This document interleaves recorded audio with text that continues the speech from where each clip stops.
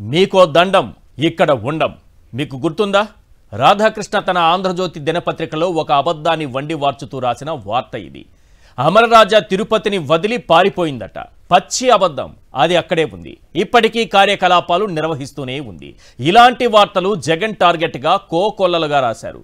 కానీ వాస్తవం ఏంటంటే చంద్రబాబు సీఎం అయ్యాక లోకేష్ చేతిలో రెడ్ బుక్ చూశాక పారిశ్రామికవేత్తలు ఇప్పుడు నిజంగానే అంటున్నారు, మీకో దండం ఇక్కడ ఉండం. ఎందుకో తెలుసా? బాబు అండుకో కూటమిగా కంపెనీలపై తెగబడుతున్నారు. కమిషన్ల కోసం ఎగబడుతున్నారు. ఇవ్వని వారిని రాష్ట్రం నుంచి వెళ్లగొడుతున్నారు. పారిశ్రామికవేత్తలను టార్గెట్ చేయడానికి ముంబై నుంచి కూడా సెకండ్ గ్రేడ్ యాక్టర్లను పట్టుకొస్తున్నారు. కేసులు పెట్టి వేధిస్తున్నారు.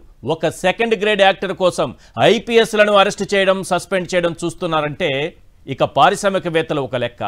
అంతర్జాతీయ దిగ్గజ కంపెనీ వికాట్ డైరెక్టర్ బాలాజీ గోవిందప్ప కావచ్చు, సజ్జన్ జిందాల్ కావచ్చు, అదానీ కావచ్చు, ఎంత పెద్ద పారిశ్రామికవేత్త అయినా వీళ్ళు టార్గెట్ చేస్తే ఇక అంతే. ఇక కూటమి ఎమ్మెల్యేలు ఎంతకు తెగించారంటే వాళ్ళు చెప్పిన వాళ్ళకే కాంట్రాక్టులు ఇవ్వాలి. మైనింగ్ దగ్గర నుంచి బూడిద వరకు దేన్ని వదలడం లేదు. రౌడీలు గూండాలతో కంపెనీలపైన తెగబడుతున్నారు.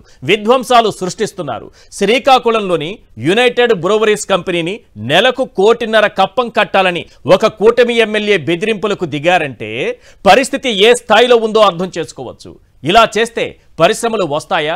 ఉన్న పరిశ్రమలు నిలబడతాయా? ఇందుకే దావోస్ నుంచి ఒక్క పైసా పెట్టుబడి తండ్రి కొడుకులు తీసుకురాలేకపోయారు. జగన్ తెచ్చిన కంపెనీలకు రిబ్బన్ కటింగులు చేస్తూ ఎలివేషన్లు ఇచ్చుకుంటున్నారు. పారిశ్రామికవేత్తలపై రెడ్ బుక్ ప్రయోగించాక పరిశ్రమలు ఉంటాయా పోతాయా? ఈ 10 ప్రశ్నలకు సమాధానం దొరికితే మీకు అర్థమవుతుంది. Question number 1. మద్యం కేసుతో సంబంధం లేని అంతర్జాతీయ స్థాయి కంపెనీ డైరెక్టర్ గోవిందప్పను అరెస్ట్ చేసి వేధిస్తే పరిశ్రమలు ఉంటాయా పోతాయా? Question number 2. సెకండ్ గ్రేడ్ నటి జత్వానీ పేరుతో సజ్జన్ జిందాల్ లాంటి బడా పారిశ్రామికవేత్తను వెంటాడి వేధిస్తే పరిశ్రమలు ఉంటాయా పోతాయా?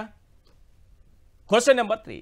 అదానీ హైడ్రో పవర్ ప్రాజెక్టు పనులు తమకే ఇవ్వాలని ఆదినారాయణ రెడ్డి విధ్వంసం సృష్టించి వేధిస్తే పరిశ్రమలు ఉంటాయా పోతాయా? Question number 4. కమిషన్ల కోసం అల్ట్రాటెక్ సిమెంట్ పరిశ్రమపై ఎమ్మెల్యే ఆదినారాయణ రెడ్డి రౌడీలు దాడి చేసి వేధిస్తే పరిశ్రమలు ఉంటాయా పోతాయా? Question number 5.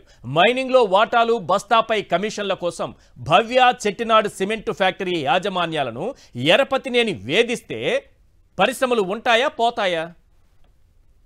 Question number 6. ప్రతి నెలా కప్పం కట్టాల్సిందేనని యూబీ బీర్ల ఫ్యాక్టరీపై బీజేపీ ఎమ్మెల్యే ఈశ్వరరావు దాడులు చేసి వేధిస్తే పరిశ్రమలు ఉంటాయా పోతాయా? Question number 7. కప్పం కట్టాలంటూ కోకాకోలా ఫ్యాక్టరీ యాజమాన్యాన్ని జనసేన ఎమ్మెల్యే సుందరపు విజయ్ కుమార్ వేధిస్తే పరిశ్రమలు ఉంటాయా పోతాయా? Question number 8. రెడ్ బుక్ టార్గెట్లో భాగంగా ప్రముఖ దాల్మియా సిమెంట్స్ ఆస్తులు కుట్రపూరితంగా జప్తు చేసి వేధిస్తే పరిశ్రమలు ఉంటాయా పోతాయా?